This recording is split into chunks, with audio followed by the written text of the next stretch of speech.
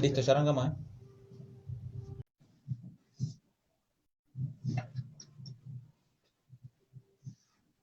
Ahí está, ya estamos. Ya estamos iniciando.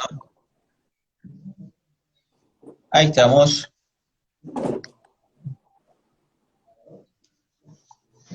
Hola, buenas tardes. Buenas tardes. Ahí estamos probando el sonido. Si sale por la radio. Hola, hola. Y nos dan el ok. Buenísimo, buenas tardes. Sean todos bienvenidos. Hace un rato pudimos hacer la invitación vía Instagram. Armamos un vivo cortito para los que se unieron hace rato. Y como anunciamos durante esta semana, durante estos días, teníamos la entrevista con nuestra invitada Mamela Fialo Flor, que ya está conectada con nosotros por Instagram. Recordá, si nos estás escuchando por la radio, que puedes unirte a la transmisión en @alfaro_91.3 y participar con nosotros. Como siempre decimos, podés estar con un solo clic acá en la mesa charlando con nosotros, uniéndote a esta entrevista. Bueno, vamos a presentar a nuestra invitada. Mi compañero que está siempre con nosotros, Fer García, está retrasado unos minutitos, pero ya se une con nosotros. Tuve la oportunidad de encontrarme con uno de los videos de nuestra invitada, que están circulando en YouTube, y pude notar que algo que compartimos también en el flyer, ella es escritora, conferencista, y tiene una labor muy interesante con el movimiento Pro Vida en Latinoamérica.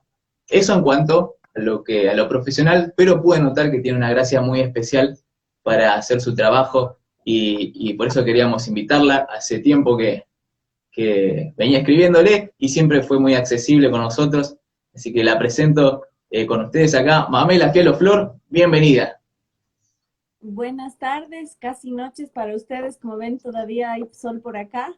Es un gusto, gracias por la confianza y por la insistencia. Finalmente lo logramos.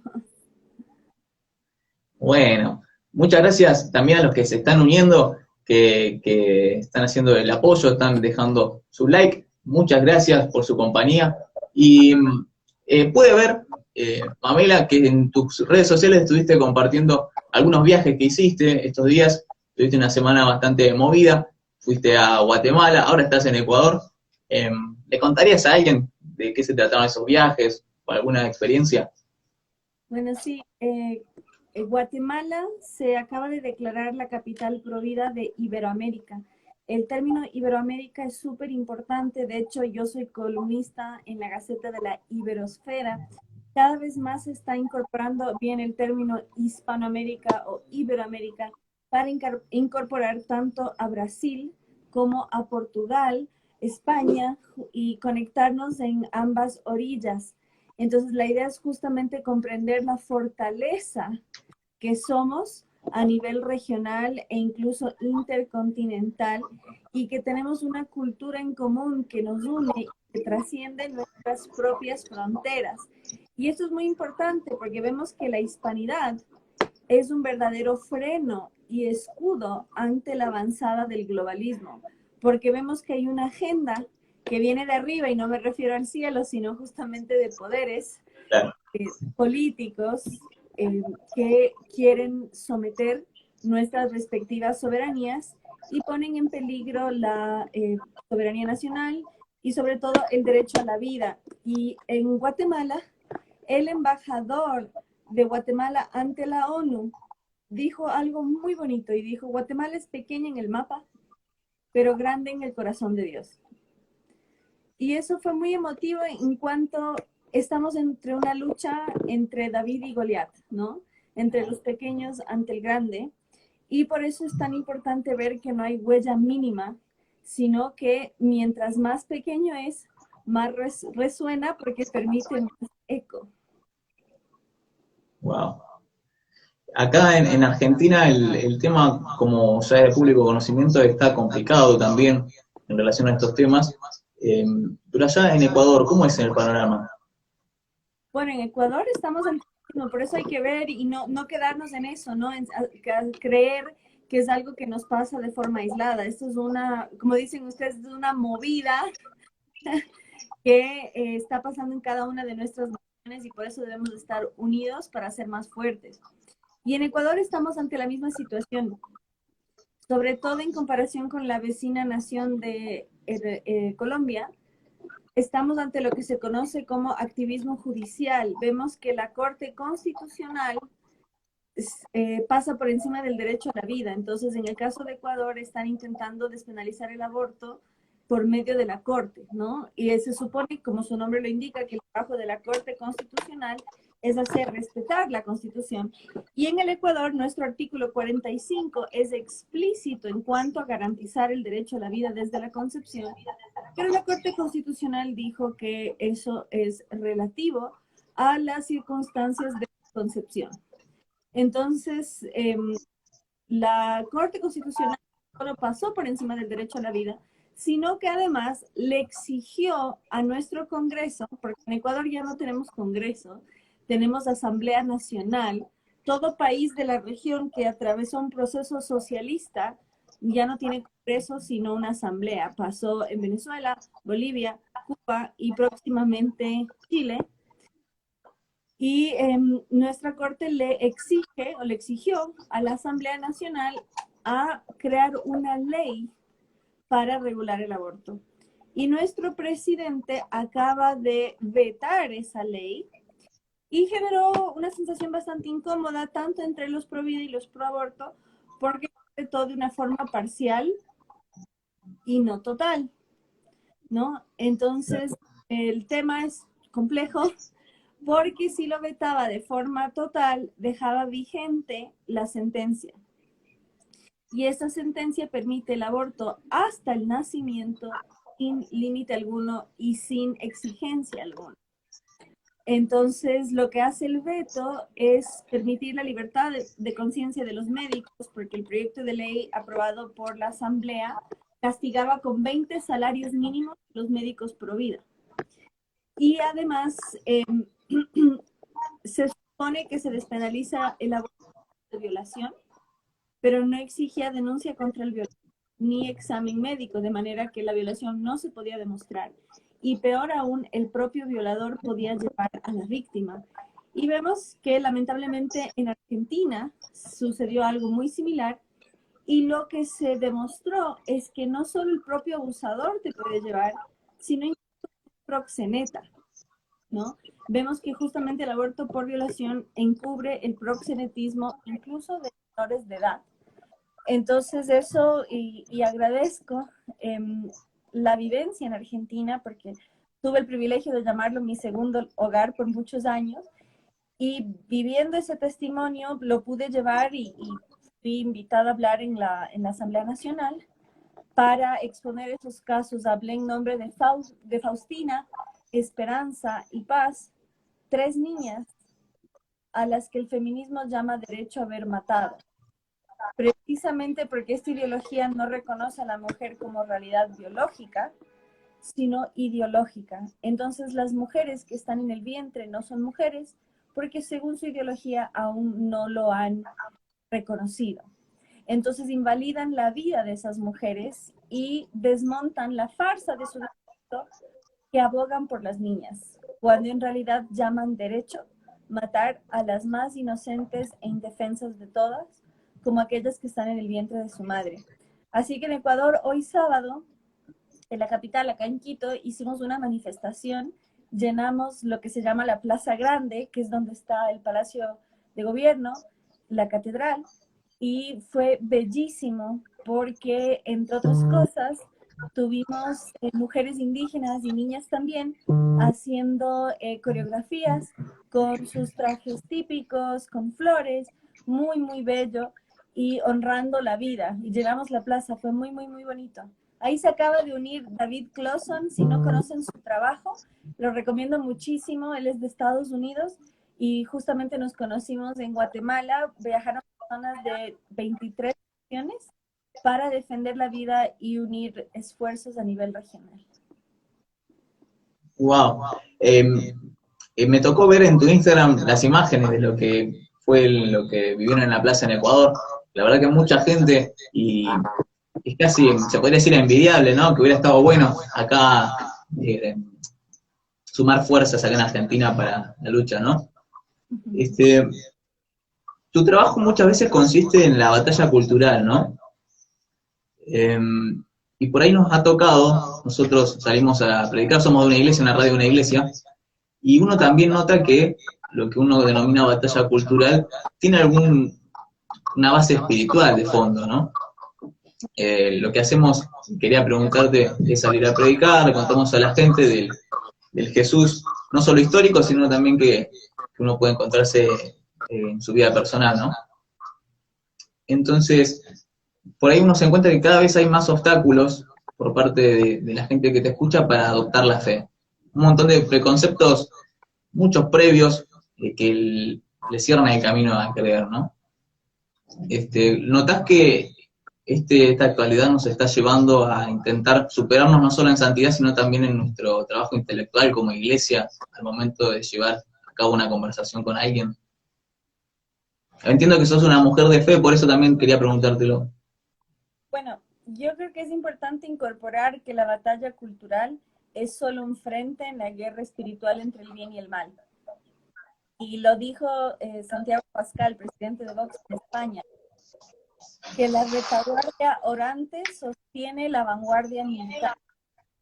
Entonces, entender que cada uno de nosotros tiene un rol en esto y quienes nos sostienen con la fuerza de oración tienen un trabajo importantísimo. Hoy, por ejemplo, se me acercó mucha gente, me pidieron fotos. Un señor evangélico se puso a llorar. Se puso a llorar de la emoción cuando me dijo, ¿me puedo abrazar? Le digo, sí, claro, porque él viajó de una ciudad un poquito lejos y fue muy, muy emocionado. Entonces yo justamente hice una paráfrasis de esta frase cuando se emocionó y le dije, no, es que su oración nos sostiene. Entonces entender que cada uno de nosotros tiene un rol cuando uno lo percibe como la batalla que es comprender que cada uno de nosotros tiene una misión en esto. Entonces, claro que nos vamos a encontrar con obstáculos y en ese sentido hay que ser muy firme en nuestras convicciones y saber que todo esto que está pasando es la antítesis del progreso. Son el peor retroceso. De hecho, estas coreografías que digo de niñas y mujeres indígenas era exaltando a Jesús.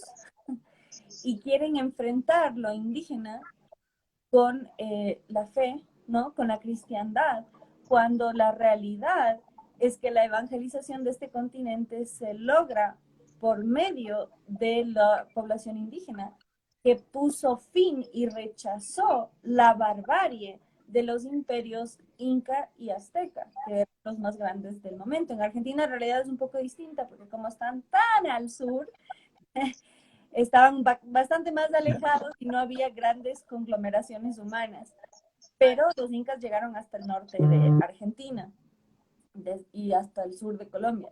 Entonces, muy importante reconocer, ¿no? Este antagonismo es falso, es forzado. Y más bien lo que más dignidad nos ha dado en la historia de la humanidad es la cristiandad, precisamente porque nos da un valor individual que nos desvincula de una raíz de sangre y nos hace hijos de Dios por medio de la fe. Esa es la gran diferencia entre la vieja alianza y la nueva alianza, que ya no somos un pueblo elegido por sangre, sino por medio de la fe, y somos hijos de Abraham a través de allí. Y esto es muy importante señalarlo, porque eso genera una hermandad nuevamente tras las fronteras y nos hace hermanos. Entonces, es importante saberlo, sentirlo, hacerlo, y no dejarnos apabullar y que nos anime, ¿no? Entonces, saber transmitirlo con el amor que merece, ¿no? Porque bien dice la palabra que solo la verdad nos hará libres. Entonces, cuando uno conoce esa felicidad, cuando uno conoce esa libertad, transmitirla es mucho más fácil. Claro. Por ahí es verdad eso que vos decís, uno se apabucha, ¿no? Porque ve, no solo que la gente comienza a pensar distinto, sino que sistemáticamente se le está situando obstáculos a la gente para que no se acerque a la fe, ¿no? Desde la educación, desde el entretenimiento, de diferentes sustratos se obstaculiza el acercamiento a la fe.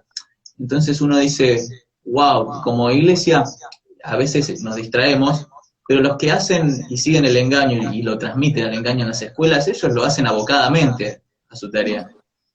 Y nosotros a veces nos falta esa determinación. Aprovecho para darle la bienvenida a Fernando, mi compañero, que me acompaña en la conducción. Hola. Buenas. Bueno, ¿cómo se vivió el 8M? Entrando al tema que queríamos hablar con vos, este es el Mes Internacional de la Mujer, queremos hablar cómo se vivió el 8M allá en Ecuador. Bueno, para terminar el punto anterior que mencionaste, entender, y ya que hablaste del feminismo, hay que entender que a nivel jurídico existen dos grandes corrientes que son el derecho natural y el derecho positivo.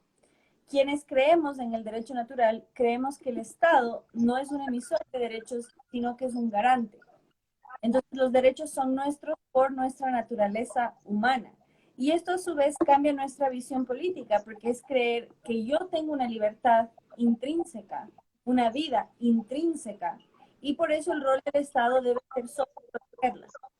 Quienes están del otro lado, sobre todo nuestras hermanas feministas, creen que el Estado es emisor y por eso le quieren dar el poder hasta de arrebatar la vida.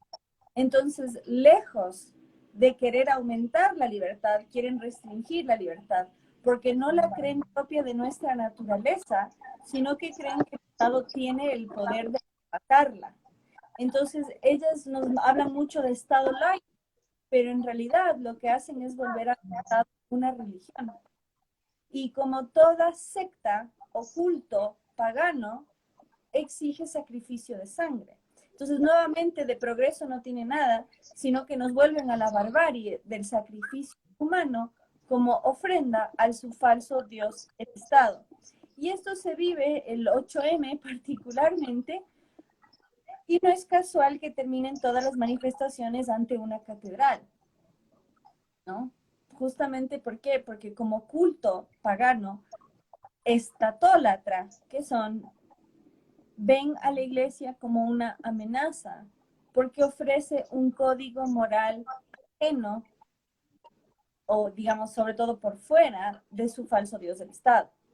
Entonces hay que entender el aspecto esotérico, político, en materia de derecho, de esta ideología, y ven a la iglesia como el gran freno de la avanzada, y ojo con avanzada, porque avanzada no siempre es sinónimo de mejoría, ¿no? Como bien dice mi amigo Giancarlo Portillo, se puede avanzar hacia un precipicio y eso no es correcto. Entonces, muy importante entender la simbología que hay en cada marcha del 8M. Y a mí me gusta mucho hablar de estos paralelismos, que cuando digo femenina sí, feminista no, es precisamente actuar desde el amor creador contra el odio destructor. Y cada 8M vemos que el feminismo es odio destructor puro y duro. Es un movimiento que nada construye y que todo destruye. No solo los monumentos, las paredes, los templos, sino la misma esencia humana. Porque parte de la falsa premisa que la mujer es menos, y por eso su indignación tan profunda. Y a mí me gusta, ya que me preguntan en términos religiosos, el gran dolor y la gran herida del feminismo es que Dios hizo a la mujer después. Y lo que no ven es que el hombre fue el borrador y con la mujer concretó su obra. Entonces, justamente cuando transmitimos la palabra hay que hacerlo con esa seguridad. Y en toda mi existencia ningún hombre se ha ofendido con esta declaración, muy por el contrario sonríen. Porque el hombre que ama la vida no ve a la mujer como una mujer, sino como un complemento. Entonces, muy importante señalar, si la mujer fuese menos, no vendría de la costilla, sino de los pies. Y al venir de la costilla es precisamente porque está a su lado. Entonces, es muy importante apelar a estas analogías que usan para desmerecer nuestra fe, para desmerecer a la mujer, para enfrentarla con el hombre y muy por el contrario, afirmar nuestra complementariedad. Mira, y cuando uno habla de esto que llamamos batalla cultural y que como vos explicabas recién, se transmite en un feminismo que por un lado defiende el aborto como un derecho, pero que termina jugando en contra de sí mismo. Y eso se está dando en Latinoamérica casi al mismo tiempo. A uno le da como que pensar, que todo se dé en el mismo tiempo, de una misma manera en diferentes lados. Entonces, cuando uno comienza a atar cabos, dice, ¿qué pasa? Que suceden cosas, se transmiten un mismo mensaje desde diferentes lados y de una misma forma. ¿Hay alguna coordinación detrás de eso? Sí, por supuesto, esto no es orgánico, esto es orquestado y va afectando cada uno de nuestros países.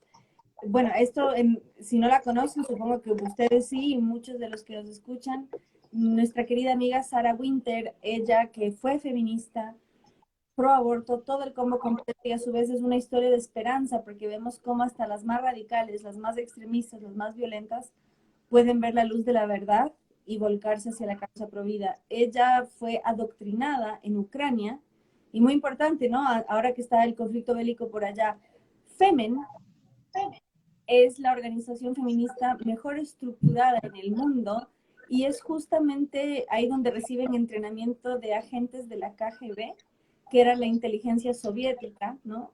Abiertamente comunista.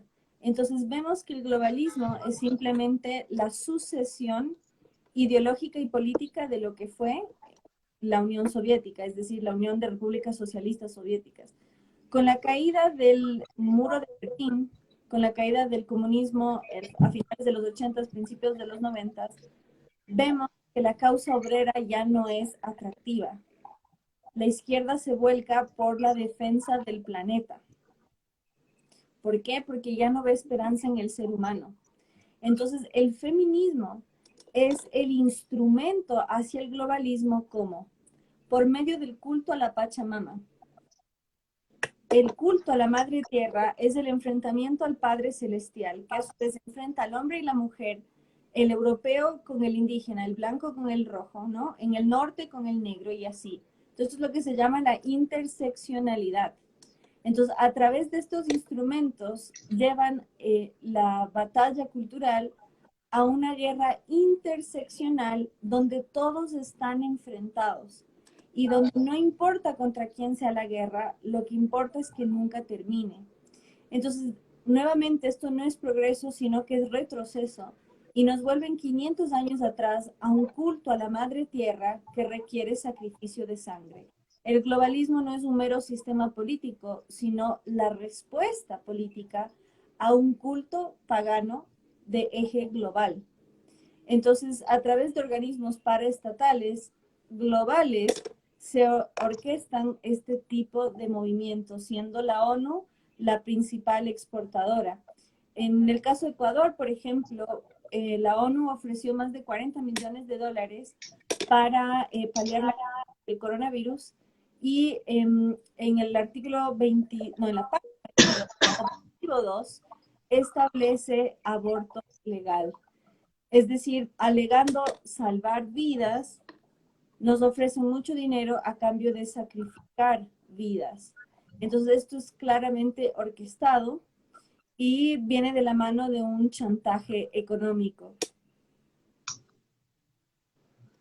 Te dejo, Fer, si querés hacer alguna pregunta. Manela, hola. Hola. ¿Se escucha? Sí. Sí, se escucha. Bueno, ¿cómo te va, Manela? Bien, gracias. Bueno, mira, mi planteo es más o menos parecido al tuyo, pero quiero también ver vos qué opinás, porque también veo que en diferentes países es como que se actúa de diferentes formas, ¿sí? Si bien las políticas o digamos el planteo de los conflictos son iguales, pero se lo aborda de una manera distinta. ¿Por qué? En casi todos vamos a ver que, por ejemplo, el Estado se ocupa de financiar todos estos movimientos, ¿sí? Y lo ve como políticas identitarias. O sea, yo, de alguna manera, financio todo lo que es política identitaria. Me refiero a el lobby LGTB, el feminismo radical y un montón de otras políticas más. Que sabemos, ¿no? Hasta la agenda verde, que no es otra cosa que una una pseudo religión o una religión, se le quiera decir, ¿no? ¿Por qué? Porque está plagada de dogmas. Ahora, yo lo que veo que también hay una avanzada en las diferentes iglesias cristianas de parte del Estado para succionarlos, para que sean parte de una política identitaria. No sé vos qué opinás de esto, ¿sí? Esto está sucediendo, por ejemplo, en España, está pasando esto, en Argentina lamentablemente también, porque es como que se están fusionando algunas líderes o cabecillas de iglesias cristianas para de alguna manera someterlo y hacer algún tipo de tranza detrás de esto, ¿no?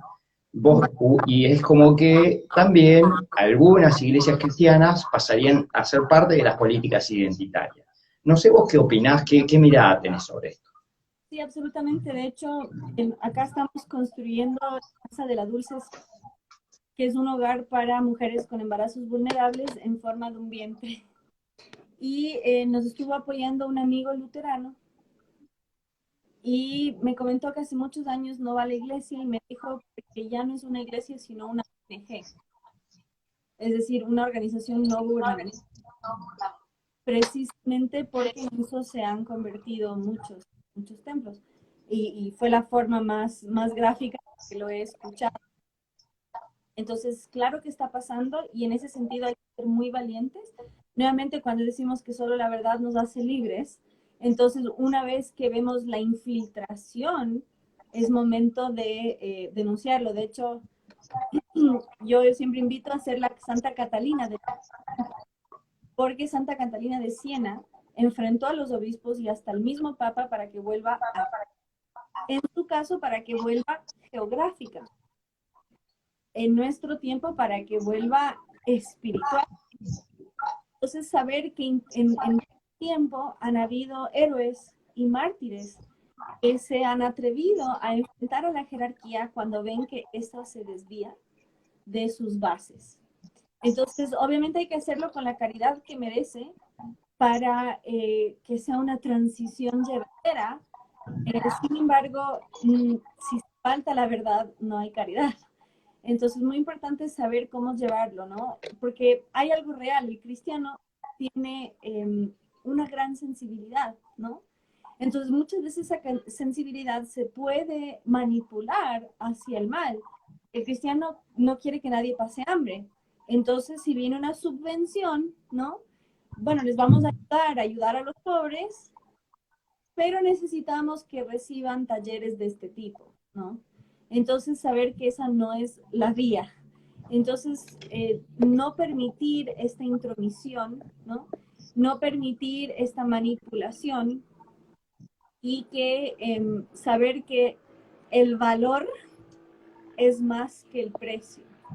Entonces, no dejarse seducir por estas pseudoayudas y nunca faltar a la verdad.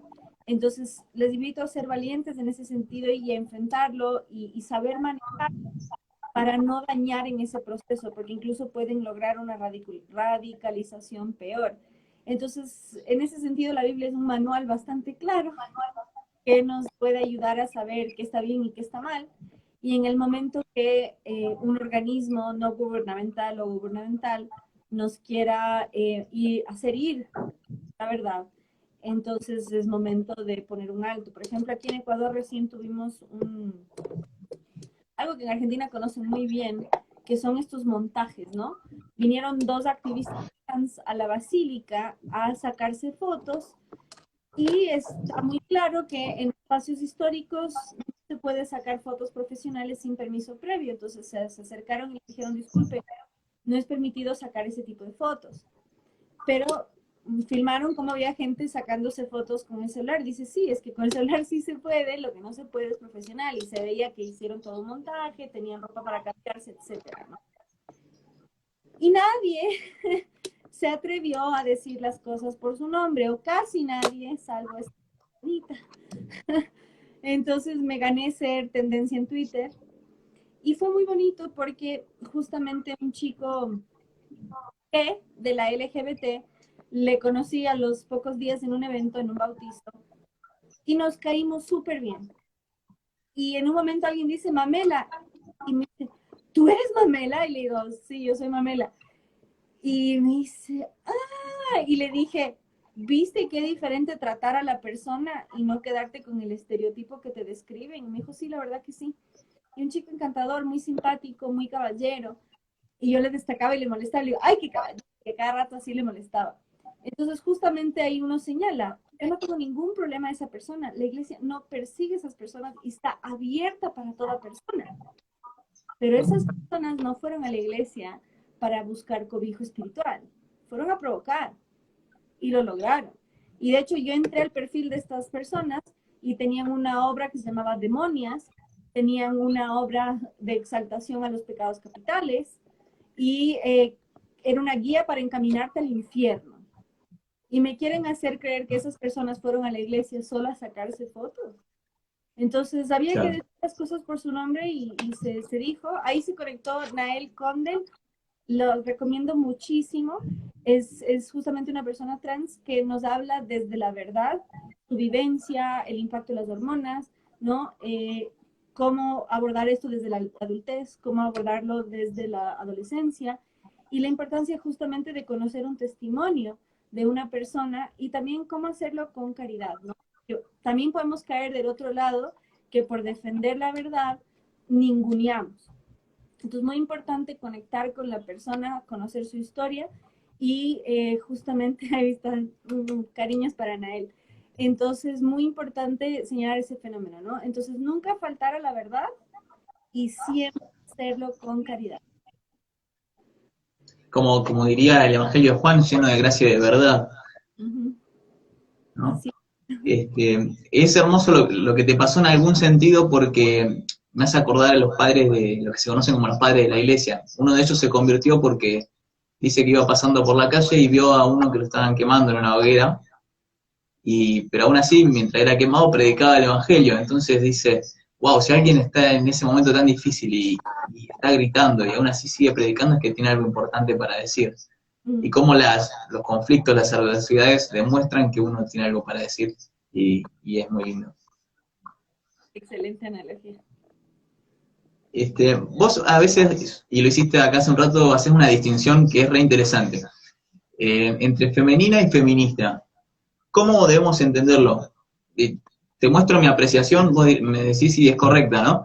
Ujú. Eh, Cuando uno usa el término femenina apela a la naturaleza, a las cualidades nobles que a uno le fueron dadas, ¿no? Pero cuando uno habla de feminista, habla de la pertenencia a un grupo. ¿Va por ese lado la diferencia? Me gusta mucho tu apreciación y es muy certera. Es un poquito más amplia en el sentido que cuando uno se reconoce femenina, reconoce a la feminidad como una realidad. En cambio, el feminismo considera a la mujer como algo subjetivo. Entonces estamos, y es muy interesante porque a mucha gente no le gusta y no estamos aquí para agradar a todos. Y también es importante saber que hay referentes que dan la batalla de otra manera y llegan a otro público. Y justamente, como dice mi querido padre Javier Olivera Rabasi, Dios no es comunista, por eso hizo que cada uno de nosotros seamos diferentes. No nos hizo iguales, nos hizo únicos. Es argentino por si acaso y un gran historiador. Entonces, muy importante señalar eso, ¿no? Es lo que nos hace únicos. O sea, ser femenina no es ser así un arquetipo, ¿no? De hecho, a mí siempre me gusta remarcar, yo soy muy delicada en cosas y muy aguerrida en otras y no me hace menos femenina. Justamente el ser femenina es obrar desde el creador versus el odio destructor, porque es reconocerse, como bien señalaste, parte de la creación. Y cuando uno reconoce a la mujer como una realidad objetiva, la reconoce como tal desde su concepción, porque el sexo de la persona se define en la concepción. Entonces uno reconoce que la mujer es y debe ser defendida desde su concepción, mientras que quienes reniegan de la feminidad creen que el ser mujer es relativo a quien lo elige. Acaba de pasar en Estados Unidos que eligieron como mujer del año a un hombre y acaba de ganar un hombre que se dejó el pelo largo como campeón de natación femenina y ha tenido mucha polémica. Los invito a verlo. Sale en la premiación, la chica que quedó cuarta sale con la chica que quedó segunda y tercera a un lado, y el tipo que alega ser mujer en primer lugar solo. ¿Por qué? Porque justo están las chicas que debieron ser oro, plata y bronce a un costado, porque eso es lo que está pasando. Gracias al feminismo la mujer ya no existe, sino que es quien elige serlo. Entonces, cuando decimos femenina sí, feminista no, reconocemos a la mujer como una realidad biológica y demostrable, y reconocemos la feminidad como una forma de obrar. Y muy importante, porque ante el fenómeno de las personas trans, y menos mal se conectó Nael, justamente Nael asume una identidad masculina y dice, Nael se amputó los senos, se hormonizó, dejó de menstruar y vive como un hombre hace muchos años. Y dice, precisamente porque como yo asumo la identidad masculina, es que soy protector y soy provida. Y muy interesante, ¿no? Porque dentro de esta deconstrucción, porque existe, por ejemplo, la disforia de género, que son personas que su cableado cerebral les dice que del cuello para abajo son otra cosa, y es una realidad demostrable. Y estas personas, viene el lobby LGBT y dice que la feminidad y la masculinidad no existen, que es relativo. Y dice, si es relativo, porque hay personas dispuestas a mutilarse una parte sana de su cuerpo. Si es relativo, porque hay personas dispuestas a hormonizar su cuerpo. Entonces hay una contradicción entre reconocer la identidad trans y promover lo no binario, ¿no? Entonces hay muchas paradojas y muchas contradicciones, y por eso invito mucho a conocer testimonios de primera mano. Entre ellas contradicciones, es como que siempre se remite al arquetipo del masculino, ¿no? De cómo tiene que ser un hombre, y sobre todo en el feminismo más radical. Se remite a ese arquetipo. Si uno observa, siempre se trata de imitar conductas que se consideran muy masculinas o vestimentas que se consideran muy masculinas, hasta, digamos, hasta el extremo. Bueno, respecto a eso, ¿no? Es otro tipo de contradicción. También es como que también nos quieren, o de alguna manera el discurso dice que empodera, de esta forma también se empodera a la mujer. ¿Vos qué opinás respecto a decir, che, de esa manera, actuando de esa manera, respondiendo al arquetipo masculino, empoderamos a las mujeres?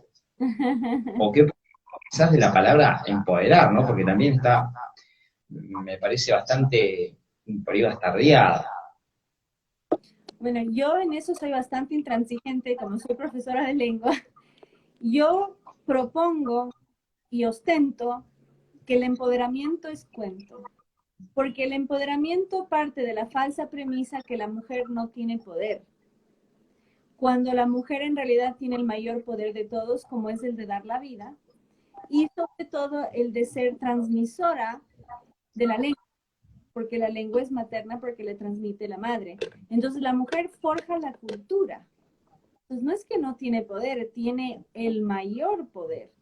Entonces el empoderamiento surge de la idea que la mujer es menos, y como sola no puede, necesita de una tribu. Nuevamente el feminismo no es progreso, es el retroceso al tribalismo que trata a la mujer en manada, llamada sororidad, y que no ayuda a todas las mujeres, sino solo a aquellas que pertenecen a su secta.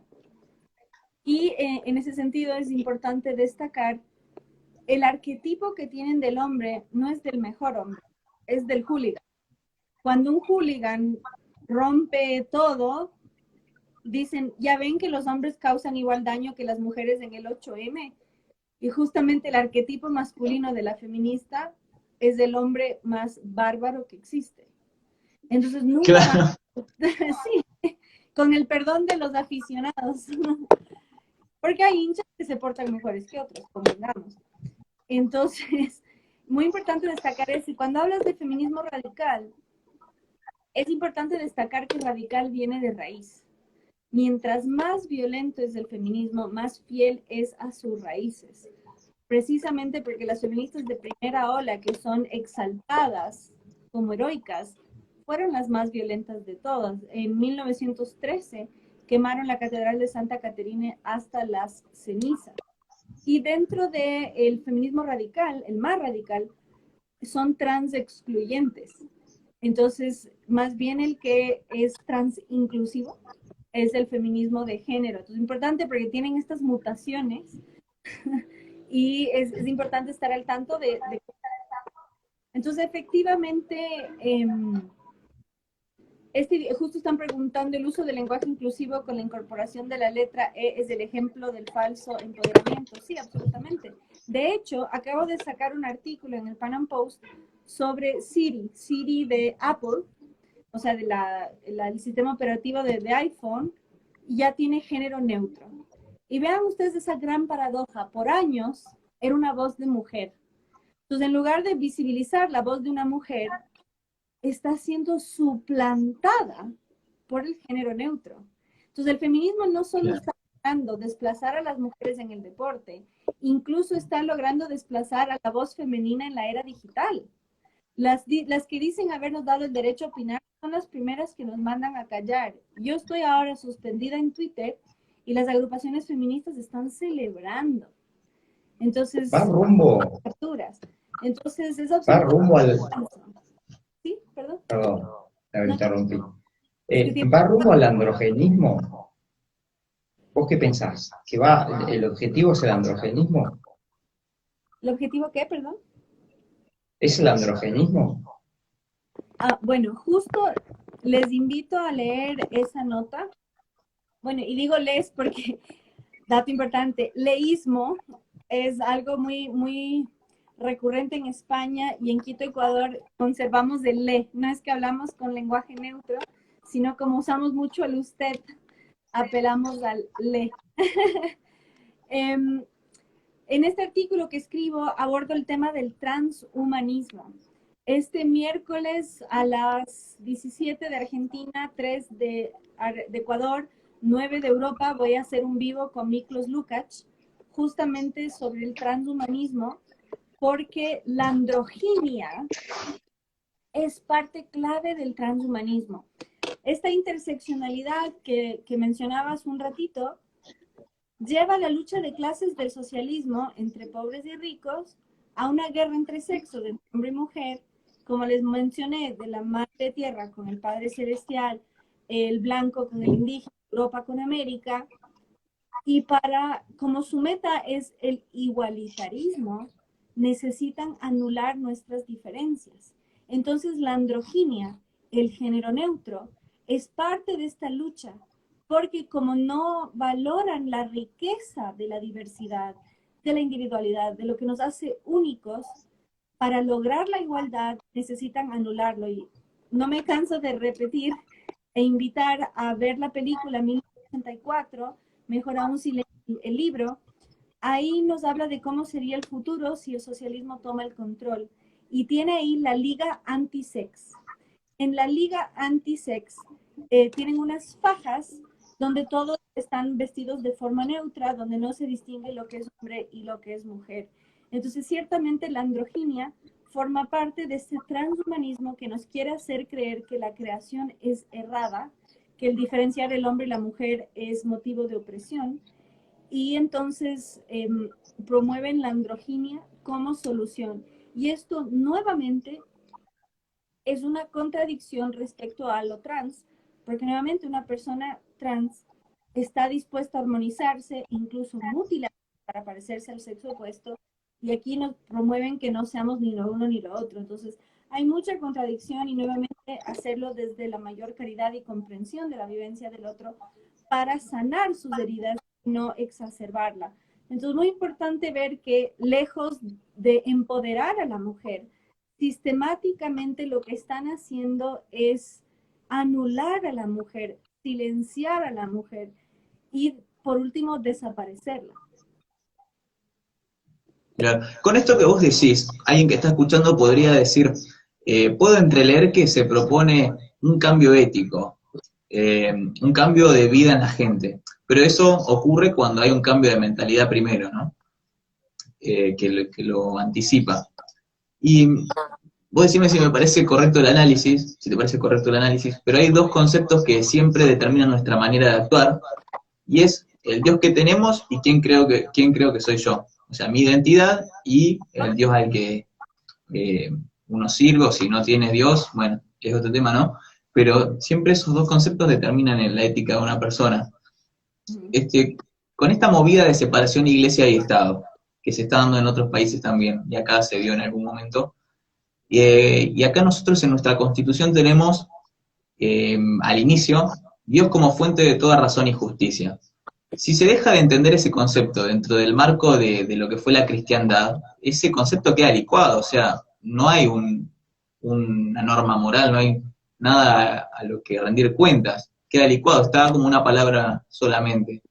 Por otro lado, todas estas políticas identitarias se aprovechan de una debilidad de todo ser humano, que a veces es descubrir quién es, ¿no? ¿Puedes descubrir que están tocando esos dos conceptos?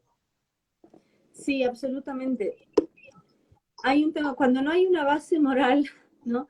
No hay en qué apoyarse. Y es muy importante señalar esto porque nuevamente, donde no hay un sentido de verdad, todo es relativo. Y ahora vemos justamente que sin esa base de verdad, entonces el hombre y la mujer ya tampoco existen y por eso nuevamente es relativo. Y conectado con lo que estabas diciendo de qué somos, quiénes somos. Somos la nada misma. Y ahí invito mucho, hay una lectura muy buena, busquen en Google. Es un análisis que hace el filósofo Camus, C-A-M-U-S, sobre Nietzsche. Nietzsche es muy instrumentalizado por el progresismo, por su nihilismo, porque Nietzsche dice Dios ha muerto. Lo que no ven es que él lamenta la muerte de Dios y que nosotros le hayamos matado. Y ahí Camus justamente interpreta lo que él dice y cómo sin esa base moral, el Estado va a tener el poder de decidir quién vive y quién muere. Y por eso no es casual que el siglo del surgimiento del Estado-Nación, el siglo XX, fue el siglo de los peores genocidios de la humanidad, precisamente porque se le dio al César lo que es de Dios. Entonces, muy importante señalar eso y aprovecho, perdón, para compartirles el libro de un gran amigo, El Anti-Zaratustra, es Por supuesto. una Ya crítica. tenemos ahí gráfico para consultar. Pero este es un breve análisis de una carilla el que les estoy comentando. Y es muy importante ver cómo el nihilismo es la base de la misantropía, que es el odio al ser humano. El nihilismo es creer en la nada misma y que uno no vale nada y que no hay un sentido trascendental. Entonces, yo no soy anti-Nietzsche, más bien creo que hay que entenderlo en profundidad y también entender cómo la instrumentalización de su discurso es lo que nos ha llevado a todo esto. Lo que no ven es que él decía que el Estado es el monstruo más feo y cruel. Y por eso era tan peligroso darle tanto poder. Entonces, es muy importante ver que los que más exaltan este término del Estado laico no es que quieren sacar a Dios del Estado, sino volverle al Estado Dios mismo. Pero nuevamente, al ser un Dios pagano, lo que van a hacer es exigir sacrificio ritual. Y como dato histórico, el feminismo de primera ola, el sufragismo, no lo hizo con el niño no nacido o por nacer, sino con la sangre del varón al volverlo carne de cañón. El servicio militar obligatorio masculino es obra del feminismo. Si en verdad se tratase de igualdad, hubiesen levantado un fusil. Y no es la realidad. Justamente yo escribí un artículo, búsquenlo, el 8 de marzo en el Pan Am Post, y ahí lo explico en profundidad, el privilegio de ser mujer, justamente destacando el caso de Ucrania, donde se prohibió a los hombres entre 18 y 60 años salir del país, e importaron 62,000 soldados, entre comillas, hombres ucranianos que llegaron desde fuera, ¿no? Entonces, ver el privilegio de ser mujer, que es el de preservar la vida, y ahí es donde entra de nuevo en juego el derecho natural. El feminismo no reconoce el derecho natural, porque si reconociese el derecho natural, tendría que reconocer el privilegio de ser mujer y preservar la vida. Claro que tuvimos derechos distintos a lo largo de la humanidad. El hombre tenía más derechos civiles a cambio del sacrificio de su derecho natural a la vida. La mujer tenía menos derechos civiles, pero preservaba su derecho natural a la vida. Entonces, la desigualdad existía, sí, pero no necesariamente en perjuicio ni prejuicio de la mujer. Entonces, esto rige desde el Imperio Romano, pero la obligatoriedad viene de la mano del Estado-Nación.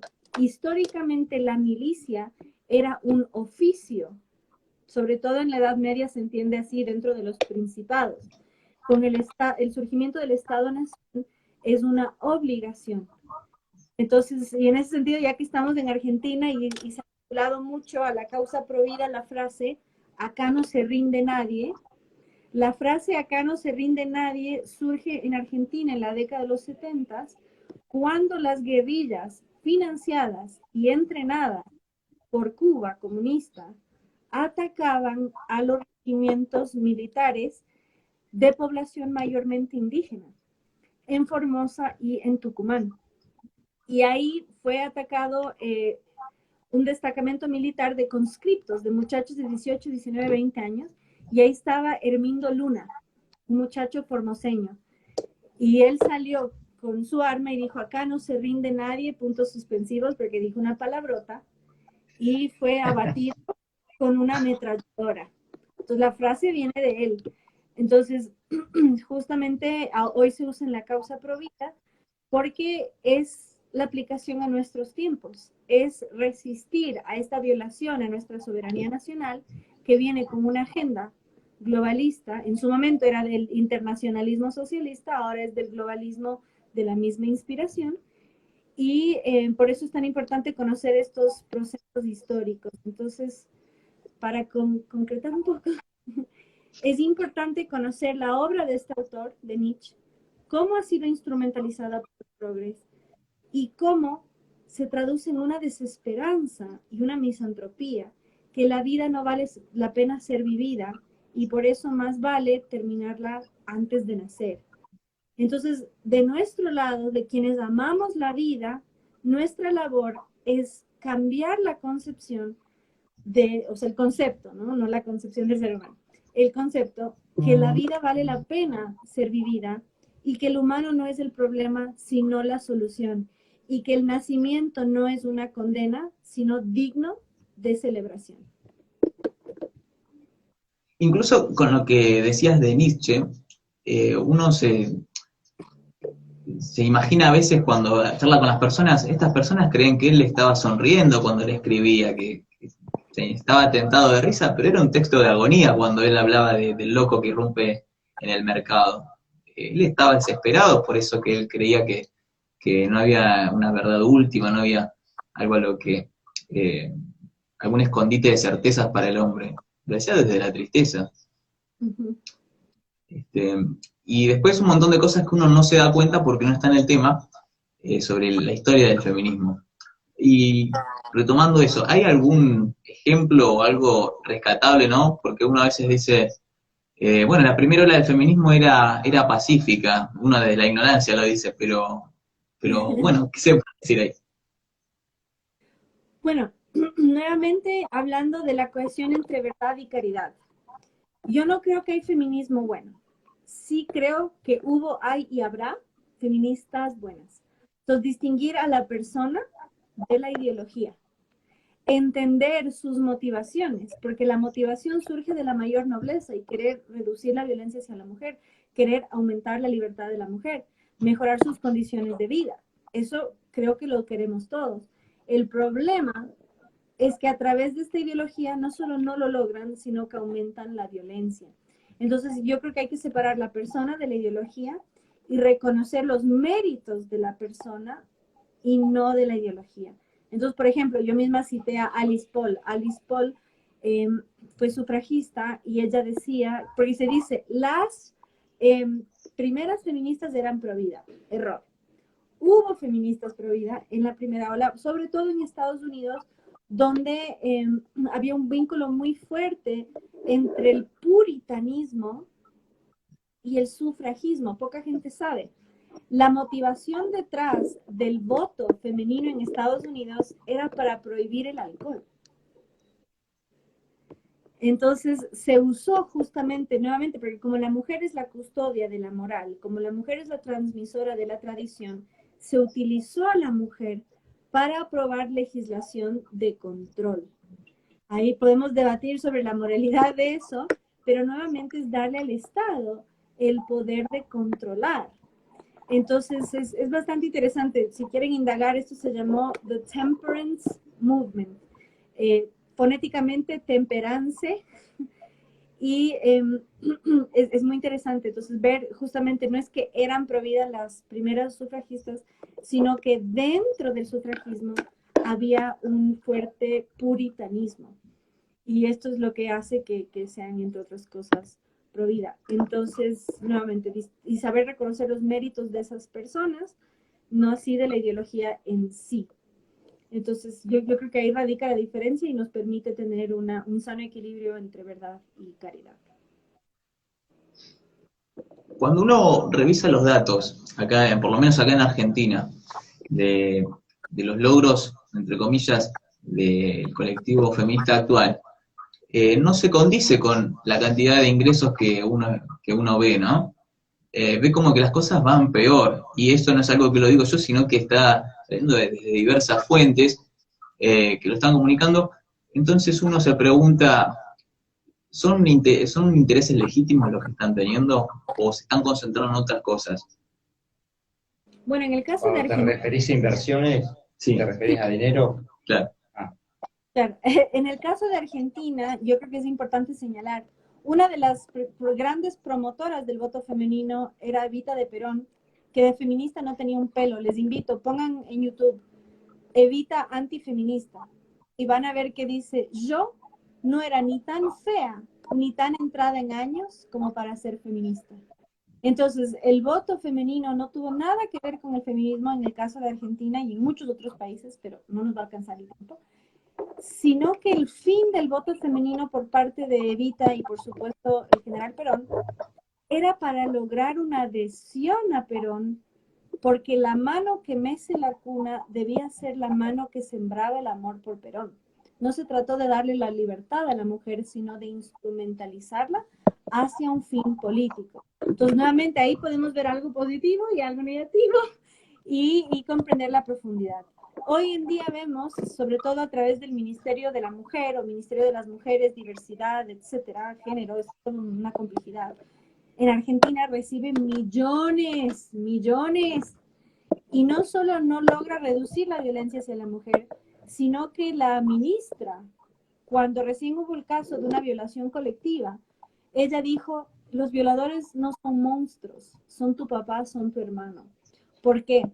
Porque para el feminismo, nuevamente, que es hija bastarda del socialismo, no ve al criminal como tal, sino que para ellas el violador es un hijo sano del patriarcado. Y aprovechando que hoy es el Día del Padre, porque hoy es el Día de San José, hoy es el Día del Padre en España y en Colombia, creo que también en Cuba, en varios países, es incluso el Día del Hombre, el 80% de los violadores violentos son hombres que fueron criados sin padre.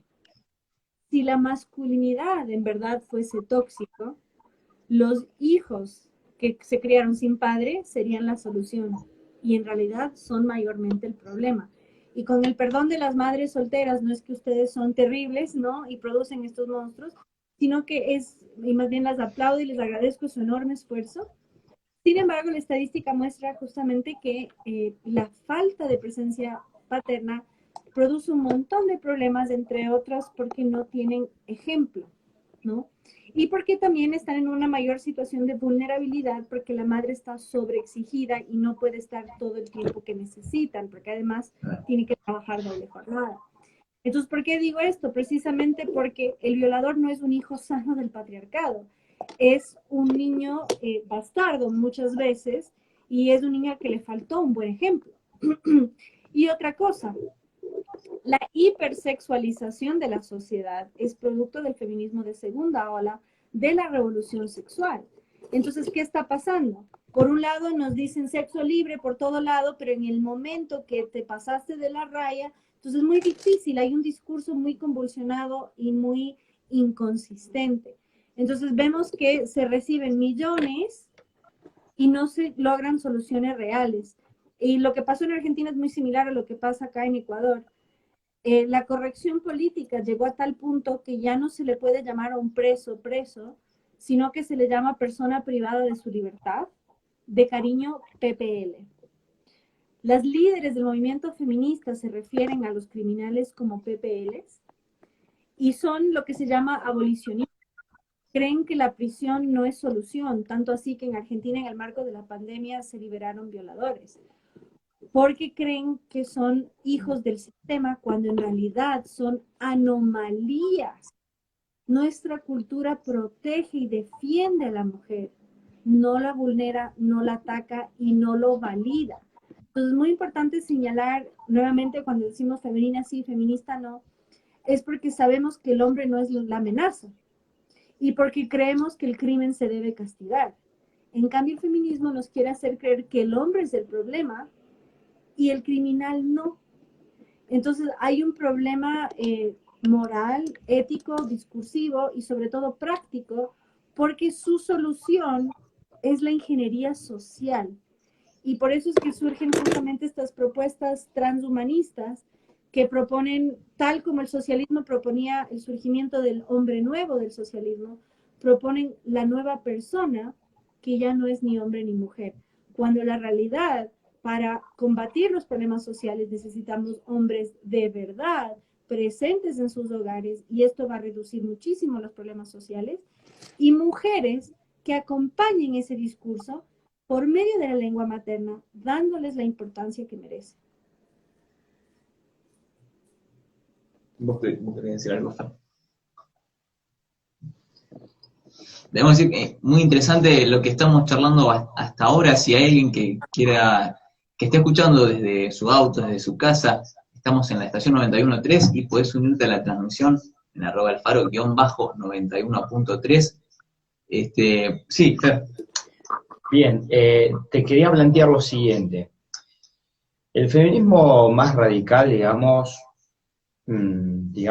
yo, la verdad que no diferencio entre tercera ola, cuarta ola, la verdad no estoy muy diferenciado, pero sí sé o intenté leer, no digo que lo leí entero porque también es medio complicado, más allá de porque también es pesado para leerlo, por las aberraciones o las cosas que por ahí yo tildaría de repugnante, ¿no? Lo que escribe el señor o la señora Paul Preciado, ¿no? Bueno, ¿qué sucede? Ese es uno de los referentes a seguir. Para el que no lo sabe, es una mujer que es lesbiana y, bueno, ella es una referente a seguir de la feminista, digamos, más top, si se le quiere llamar así, al menos para que se entienda, digamos, el referente. Pero la cuestión está en la siguiente. ¿Hasta qué punto este tipo de personas uno puede darse por aludida, si puede seguir a esta gente por una cuestión colectivista, o realmente vos pensás que ya no existe el espíritu crítico en la persona? Es decir, yo puedo decir, yo soy feminista, pongámosle, amo a las mujeres, estoy en contra de que maten a las mujeres, bueno, todo bárbaro, pero ya seguir a una persona de esta magnitud, digamos, ¿cómo puedes ver esto? Si bien es una apreciación muy personal, O sea, ¿no? ¿es progresivo el cambio? Como uno comienza por algo que quizás es noble y termina en otra cosa. Exactamente. ¿Y cuál es el punto límite? O el límite de decir, che, esto yo no lo quiero y esto sí lo quiero. Bueno, excelente ejemplo. Beatriz Preciado, para quien no sepa, empezó como Beatriz Preciado y ahora es Paul Preciado. Paul ahora se llama Paul y es muy importante. ¿Por qué? Porque justamente nos muestra cómo el feminismo no defiende a la mujer, sino que menosprecia a la mujer al punto tal que en su lucha por la igualdad se termina por convertir en un hombre. Entonces, por eso es tan importante destacar la importancia de defender la feminidad y la masculinidad como algo que se debe amar, ¿no? No como algo que se debe rechazar. Entonces, Beatriz Preciado es el ejemplo clave para lograr eso. Entonces, dice, sí, yo estoy totalmente de acuerdo que hay que reducir la violencia hacia la mujer. Y por eso es que yo combato la violencia contra todos, porque en el momento que te enfocas en la violencia contra la mujer, estás discriminando, ¿no? Y en Argentina hemos visto muchísimos casos de mujeres que han violentado a hombres, y qué mejor que el lamentable caso de Lucio Dupuy. Ya salió que él fue asesinado por ser varón. Entonces no existe tal cosa como la violencia de género. La persona que lastima al otro es porque esa persona tiene un problema, ¿no? Entonces hay muchos psicópatas y sobre todo sociópatas. Entonces sí, desde la caridad y desde la empatía hablar, y sí, obviamente yo quiero reducir la violencia hacia la mujer, pero yo no quiero discriminar a las víctimas, ¿no? Y ahí recomiendo mucho el trabajo de Erin Pizzey, ERINPIZZEY.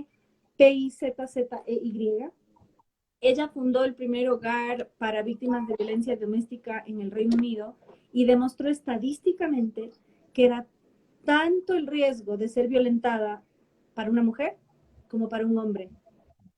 Y el feminismo que dice luchar por la igualdad estuvo inconforme con ese planteo. Entonces amenazaron con matarla, envenenaron a su perro, pusieron bombas en su casa y tuvo que escapar del país. Entonces, por eso es tan importante decir, sí, yo quiero reducir la violencia contra la mujer y quiero reducirla contra todos. Y quiero reducirla contra la mujer desde la concepción, ¿no? Entonces, saber manejarlo y justamente usar estos casos tan radicales para exponer cómo esta ideología, lejos de defender a la mujer, relativiza a la mujer y como cree que el ser mujer es poca cosa, aspiran a ser hombres. Y no hombres valientes que defienden la vida, que defienden la familia y la sociedad, sino unos bribones que destruyen todo a su alrededor. Claro, citando un poco el arquetipo que decía Fernando hace un rato, al momento de cambiar, cambian a la masculinidad más tóxica. Y aparte también, el otro día charlaba con mi hermano, que pasamos justo enfrente de una iglesia católica acá en la ciudad, y sucedió que, bueno, vimos que habían puesto rejas, ¿viste? Bueno, la cuestión está en que, bueno, el comentario fue, che, pusieron rejas porque le rompen todo, y efectivamente es por eso. Ahora, fíjate, pensemos lo siguiente, que ellas rompen todo porque también es como que son, ¿sí? Digamos, un ejército irregular, mantenidas por el Estado para autodestruir a la misma sociedad que les paga los impuestos. Esto es paradójico lo que estoy planteando, ¿no? O no sé cómo calificarlo, pero me permito no calificarlo y decírtelo a vos, a ver qué pensás, porque no lo puedo ver de otra manera, porque es un ejército irregular pagado por el mismo Estado. Para ilustrar un poco eso que vos decís, íbamos caminando con los chicos acá del equipo de radio, también por enfrente de la iglesia de acá que está enfrente de la plaza, iglesia católica, y también había un grupo de chicas tocando un bombo semidesnudas con un pañuelo rojo arriba. Me hacía acordar las películas de Rambo, un poco, un tinte terrorista tenía en la escena, ¿viste? Y no se les veía el rostro, nada, y pasamos, pero ahí de lejitos. Sí, me gustó, nunca escuché a alguien referirse a ellas como ejército irregular, me encantó. Claramente son una guerrilla subversiva, ¿no?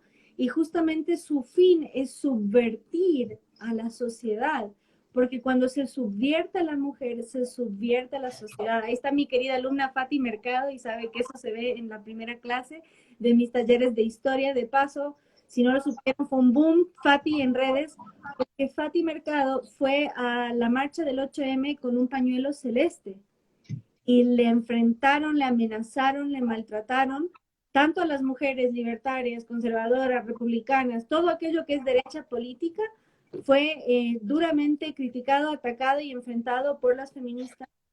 Y esto está claro, ¿no? Y me gusta que lo digas de ejército irregular, porque esto es una guerra. Perdón, Manela, mira, continúo, porque no terminó ahí la cuestión. Sí, a ver. La colación, digamos, porque fue un comentario que después seguimos charlando. La cuestión está en que, ¿qué sucedería si la otra parte también decide hacer un ejército irregular para contrarrestar a esta gente? O sea, estoy saliendo, yo digo, esto es un supuesto, pero puede pasar efectivamente. La cuestión está en que si yo cada cuestión identitaria siempre va a servir para subvertir siempre algo que se llama constitución. No sé si esto pasa en Ecuador, pero esto pasa así en Argentina. Ujú. ¿Dónde vamos? ¿Para dónde vamos, no? Sí, de hecho, hay este libro, El feminismo las prefiere muertos, de la editorial Innisfree, es un libro de qué va a pasar si las feministas toman el poder total, ¿no? Y advierte ese peligro. Entonces, me gusta mucho cómo lo planteas y es muy importante verlo justamente en términos de milicia. Y ahí tenemos la gran ventaja que es que nosotros al defender la familia y promover la familia, somos el futuro. Ellos proponen un futuro sin niños, sin familias, ¿no? Entonces ahí está la verdadera contrarrevolución. Ellos son la revolución, nosotros somos la contrarrevolución. Y ahí invito a leer el libro Un Mundo Feliz, que justamente nos retrata cómo va a ser el futuro si ganan los progresistas. En ese futuro ya no se tiene sexo ni de forma placentera, ni de forma reproductiva, sino meramente como descarga física. Y ya no se reproducen los hijos vía coito, sino en máquinas. Y solo hay un pequeño reducto llamado hombres libres que todavía paren a sus crías como perros. Entonces, justamente por eso la libertad es eso. Nosotros promovemos el único sistema mediante el cual se reproduce la gente sin ayuda ni del Estado ni de la ciencia. Y eso es lo que nos hace verdaderamente libres porque somos parte de la creación. Ellos proponen un Estado planificador central que define quién vive, quién muere, quién nace y quién no.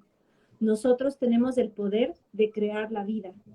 Y por eso es tan importante ser conscientes. Entonces, aquí les voy a recomendar muchísimo, sigan esta página en Instagram, Evi, sacaron su primera edición y acá la verdadera masculinidad no es tóxica y justo hacia el final de la, dice, sé un rebelde, comienza una familia. Entonces, ante el avance de la revolución tan bien financiada, nos corresponde ser la contrarrevolución y nuestros ejércitos van a ser formados de nuestra descendencia. Así que sepan la profundidad de ser contrarrevolucionarios en este tiempo. Me hizo acordar a la frase conocida de Chesterton, creo que era, el símbolo revolucionario del futuro es una familia unida en matrimonio paseando con sus hijos. Exactamente. La revolución del futuro. Hace un rato habías tocado una palabra, hablaste de ingeniería social, y también escuchamos que has dado conferencias de biopolítica. ¿Están relacionados? ¿De qué se trata? Alguien que escucha por primera vez esa palabra, ¿de qué se trata, no? ¿La biopolítica? Sí, bueno, está muy bien que Sí. los señales, y acá tengo otra imagen. Somos la generación del compromiso. Vemos que estamos frente a la promoción del descarte, ¿no? Porque vemos que justamente la promoción del aborto es tratar al ser humano de forma descartable, pero para eso primero hay que tratar a la sexualidad de forma descartable, precisamente porque es una sexualidad que se da sin compromiso. Entonces, si la relación sexual se da de forma descartable, entonces el hijo, fruto o producto de esa relación, va a ser aún más descartable. Entonces, por eso ver que nuestra proyección a futuro es mucho más profundo de lo que se cree. Y claramente la biopolítica, como su nombre lo indica, bio viene de vida, y es justamente incorporar a la política en la vida misma y sobre todo en cómo se desarrolla. Entonces, no lo tengo acá en físico, lo pueden ver en Amazon. Soy coautora de un libro que se llama Igniting Liberty, Encendiendo la Libertad, Igniting Liberty. Y ahí tengo un informe sobre el vínculo entre el aborto y el autoritarismo, el totalitarismo, que muestra justamente desde la biopolítica cómo el aborto no se trata de libertad, sino de darle al Estado el control sobre la vida desde su concepción. Entonces, justamente lo que proponen mediante la biopolítica es poner a la vida bajo el control de un eje central. Entonces, nuevamente, eso afirma nuestro compromiso en forjar la vida, desarrollar la vida y ser una cultura de vida. y me gusta aplicarlo sobre todo a aquellos que son promotores del supuesto libre mercado y dicen creer en la mano invisible. Entonces yo digo, no le creas al que dice proponer el orden espontáneo, pero creen que solo deben hacer aquel que fue planificado, porque contradicen sus propias premisas. Si solo limitan la libertad a la economía, no están incorporando el primer derecho, que es la vida. Entonces, justamente, y esto comienza antes del aborto, en la misma planificación artificial. Entonces, ¿qué? Si falló el anticonceptivo, yo soy un error. Entonces, es mucho más profundo. Entonces, la forma en la que abordamos nuestra sexualidad hacia el futuro, hacia la vida, es mucho más que solo ser antiaborto.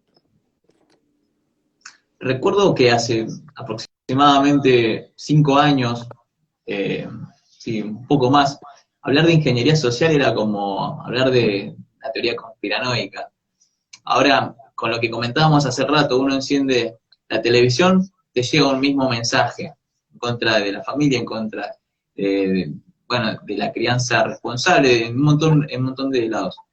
Enciendo mi serie favorita también, al cabo de la segunda temporada comienza con un mismo mensaje que no está en desacuerdo con el de la televisión. Voy a la escuela, estoy en 5º año y entra mi profesor y me transmite el mismo mensaje. Entonces, cuando yo veo que desde diferentes esferas y estratos se comparte un mismo mensaje, cada vez veo que no es tan loco que haya detrás un orden que no es espontáneo. Sí, de hecho, si ven Full House, Full House es una serie de un padre viudo, ¿no? Y todo lo que él enfrenta. Y ahí te muestra justamente cómo ante la ausencia de uno de los progenitores, en este caso la madre, tiene que haber todo un equipo para suplir esa ausencia y cómo una familia incompleta es un problema y que se subsana justamente con un respaldo más grande. Pero ven la reedición de Full House, Fuller House, y es toda la agenda progre, pero impresionante. De hecho, el bus escolar en el que llegan es del nombre de un activista LGBT, entonces, Harvey Milk, si no me equivoco. Todo es ideología, ideología, ideología. Y de algo que era, porque es una realidad, ¿no? Hay familias descompuestas, hay viudos, hay viudas. ¿Y cómo abordamos esa realidad? ¿Y con qué amor que trató ese padre a sus hijos? Y ahora toman eso mismo, pero aplicado a una doctrina ideológica. Entonces es muy perverso lo que está pasando y incluso en el ámbito educativo no estamos a salvo. Yo me eduqué en la UADE, la Universidad Argentina de la Empresa, que es privada, libre de ideologías. Pero venía una profesora de la UADE, perdón, de la UBA, y cambiaba el panorama. Yo ni siquiera sabía lo que era el feminismo en primer año y llega la maestra con un flequillo acá. Entonces ahora ya sé de dónde venía y dice, odio a mi hijo en la primera clase y todo. ¿Qué? Y otra cosa, no tenía la responsabilidad pedagógica de decirnos, esto dijo tal autor, según esta escuela de pensamiento, sino esto es así, como decía Fernando, de forma dogmática. Y entonces toda la bajada de línea ideológica venía a través de ahí. Y desde nuestra ignorancia, no supimos cuestionarlo porque además no nos dio esa apertura. Entonces, realmente la ingeniería social es muy, muy profunda, muy perversa y hay que hacer la contrarrevolución en las aulas, en las calles. Yo lo hacía en los recreos con mis compañeros y dentro de lo posible con los maestros también. Pero realmente la ingeniería social es real. Ya les digo, les dejo de recomendación 1984, Un Mundo Feliz, y ahí van a ver lo que ya estamos viviendo. Pero es una realidad, es abrumadora la cantidad de contenido que uno se encuentra y lo que decíamos al principio, producen sistemáticamente gente que piensa de una forma, de una misma manera. Entonces, bueno, esta pregunta no estaba en el esquema, pero quería hacértela, aprovecho. Quiero hacerte una, perdón. Ahí va, Tito. Es más personal, ¿viste? Pero una vez nos tocó salir a... ¿No se nos corta el vivo por el tiempo o si nos da? ¿Cómo? ¿No se nos corta el vivo? No, no. Ok, bueno, adelante. Nos tocó salir a predicar, bueno, lo que contábamos al principio, y me volví mal a mi casa, muy mal porque uno se encuentra con una persona con la que no puedes hablar de ciencia porque no cree en la ciencia, no cree en la historia, no cree en la religión, entonces a uno de alguna manera se desespera porque no sabes la forma de compartirle una fe, ¿no? Eh, y uno se pone mal por la persona, pero también dice, wow, no podemos competir, tienen de alguna manera muchos más fondos, mucho más tiempo invertido que nosotros en hacer, en transmitir ese contenido. Y yo voy tan solo hablando 10 minutos con vos, con la persona en la calle, y no puedo hacer nada para transmitirte otro mensaje. Entonces uno vuelve como triste y impotente a su casa, ¿viste? De compartir la fe. Este, ¿qué podemos hacer como iglesia? ¿Qué lugar queda para nosotros? Vos también lo graficaste con la ilustración de David y Goliat. Bueno, primero, saber que el martirio es algo muy propio de quienes caminamos por ese sendero, ¿no? Y hay que predicar con el ejemplo. Sin ejemplo, las palabras no llegan. Entonces yo siempre digo, cuando uno tiene el pañuelo celeste debe ser el más caritativo, el más generoso, el más cordial. Porque cuando uno defiende una causa, uno la representa. Entonces, que nos conozcan por nuestras obras, ¿no? Entonces, justamente ahí se llega más. Importa la forma tanto como el fondo. Entonces, si dicen, si es solo un tipo que me viene a hablar, pero no hace nada, la verdad no llega. Entonces, hay que acompañarlo, hay que acompañarlo. Entonces, por ejemplo, dicen, ay, muy pro vida, ¿y qué haces? Bueno, y Claro. ahí sale todo lo que uno hace. Y cuando uno lo hace, ya ni siquiera hace falta decirlo, ¿no? Y además que no es lo éticamente correcto decirlo, pero hay que hacerlo así, ¿no? Entonces, enfocarse en eso, porque incluso puede ser abrumador. Hoy me pasó, fui en el transporte público y una señora predicando hacia los gritos y la verdad no llega, es hasta incómodo, ¿no? Entonces yo entiendo su euforia y así, porque uno quiere compartir las buenas noticias, pero no llega. Entonces hay que ser muy astuto, ¿no? Y nuevamente yo creo que la clave está en armonizar caridad y verdad. Entonces, la caridad tanto en la generosidad de las obras como en la forma en la cual se transmite la palabra y así llega mucho más. Bueno, pero vos querías decir una pregunta y yo te Sí, interrumpí. estamos cerrando, ¿no? Pero quería hacerte este comentario y a ver cómo lo ves vos. Viste que hace un momento estuvimos hablando de biopolítica. La cuestión es la siguiente. En Canadá, aproximadamente hace un mes atrás, posterior a la guerra, hubo también una serie de eventos, digamos, que terminaron en protestas masivas.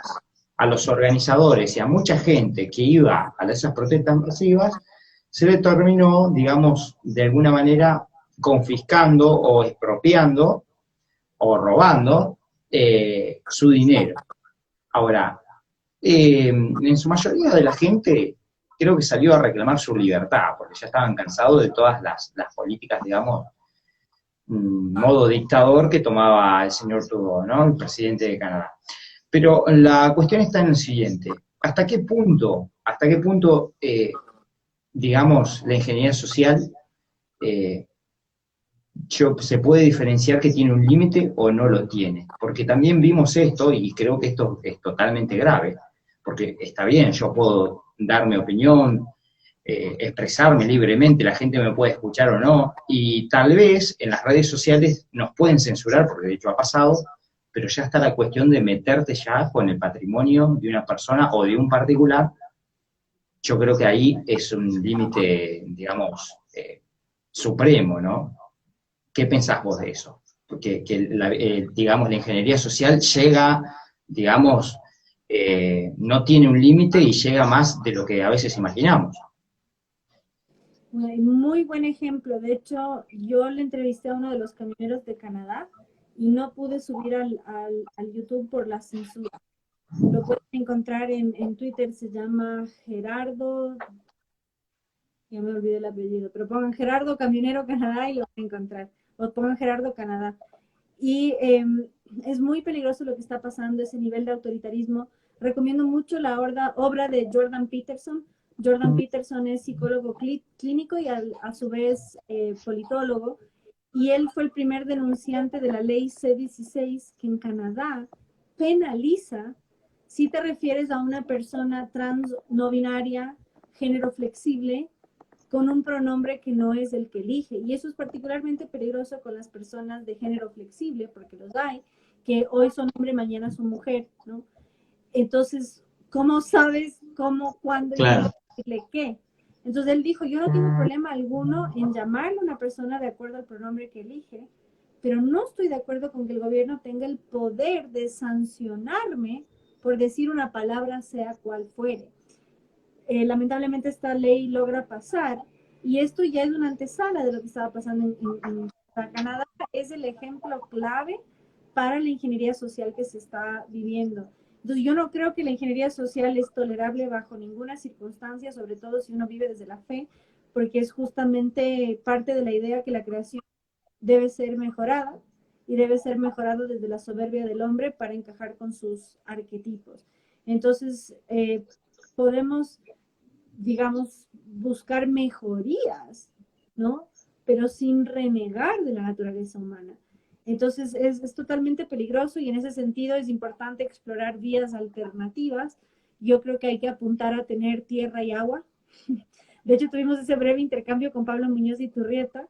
Alguien puso en Twitter, ¿qué le dirías a tu tú de 18 años? Y yo puse, compra Bitcoin.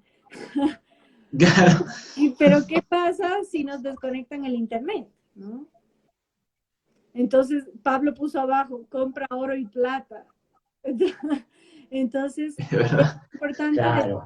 bienes físicos. Entonces yo diría, compra tierra y agua, aunque el agua le pertenece al Estado, pero está dentro de tus dominios. Entonces, es importante, yo creo, que aspirar a eso, ¿no? Aspirar a tener lo propio, y más después de la realidad que vivimos en la pandemia con los encierros, no estar encerrado en un 2x2 y no ser dependiente, ¿no? Sino tener tu cosecha. O sea, yo creo que todos aquellos que estamos en esto debemos aspirar a formar una familia, a educarlos en casa a esos hijos y a tener nuestros frutos, y justamente aspirar a eso, ¿no? No por eso aislarnos, no es tiempo de volver a las catacumbas. Sin embargo, tener la posibilidad de tener un refugio en caso que sea necesario. Y eso no me parece digno de una teoría de conspiración. Lo vivimos ya en un encierro que duró mucho más de lo que debía, y vemos cómo en el caso de Canadá nos pueden quitar todo, ¿no? Entonces, que nos quiten lo material, pero no aquello que nos pertenece y que da frutos. Excelente. Supimos que hoy tuviste un día largo, por eso no queremos extendernos mucho más.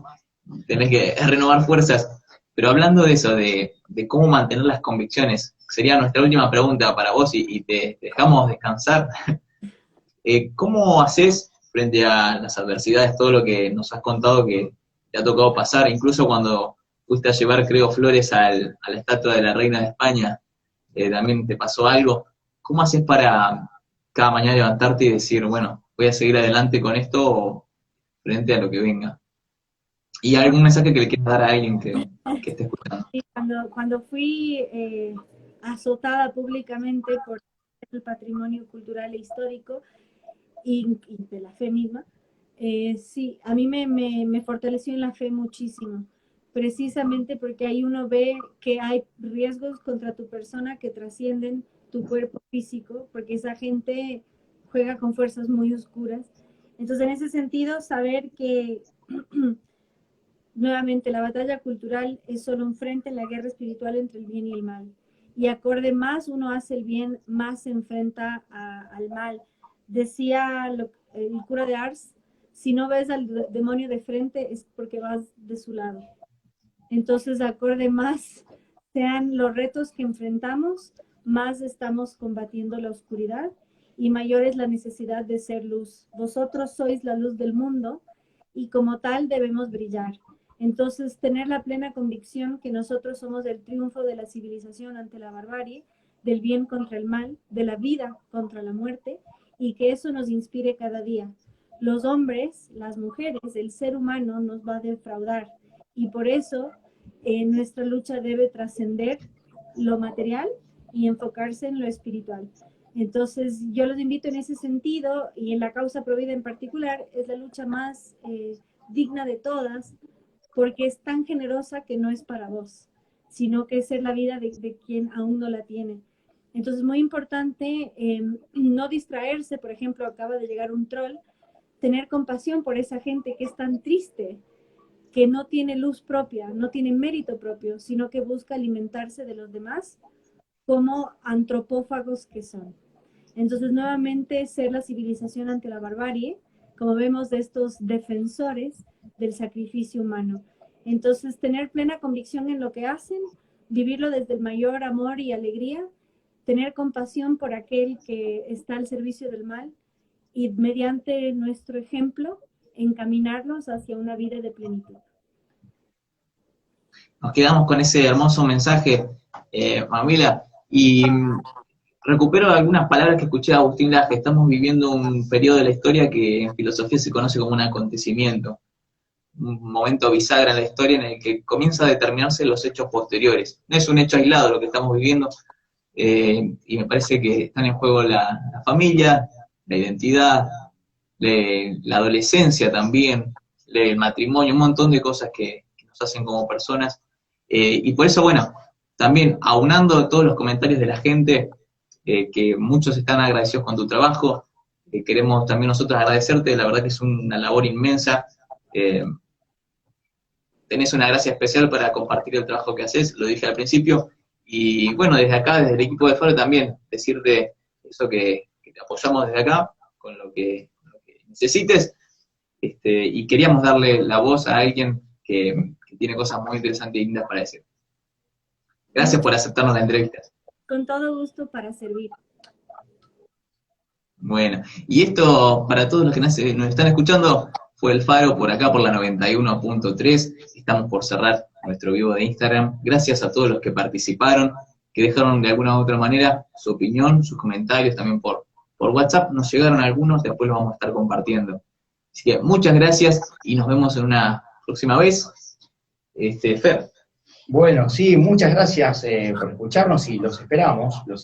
Recordad que por radio es 91.3 y si no, nos podés contactar por Instagram, que salimos como el Faro-91.3. Acá estamos. Muchas gracias. Gracias, Manela. Un abrazo grande por acá, desde Argentina. Dios los bendiga a todos. Y no te olvides que el primer paso es el asombro, mirar lo que siempre estuvo ahí, como si fuese la primera vez. Así nos vemos. Hasta luego.